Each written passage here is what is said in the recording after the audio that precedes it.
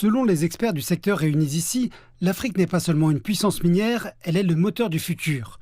Selon eux, alors que les industries mondiales s'orientent vers la fabrication de pointe, les énergies propres et les innovations high-tech, les vastes réserves minérales de l'Afrique placent le continent au cœur de la transformation industrielle.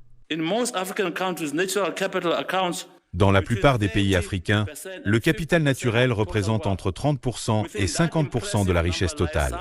Ce chiffre impressionnant recouvre certains des plus grands gisements développés et sous-développés au monde de minerais de fer, de charbon, de potasse, de manganèse, d'or et de métaux du groupe platine, ainsi que d'importants gisements de minéraux verts tels que le cuivre, le lithium et le graphite.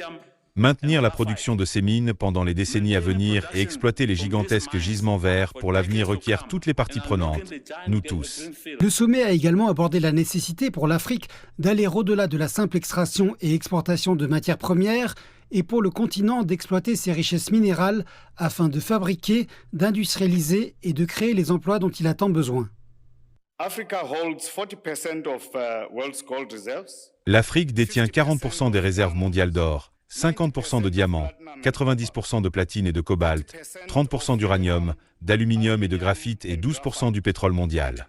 Elle possède 65% des terres agricoles et pourtant sa population souffre de la faim.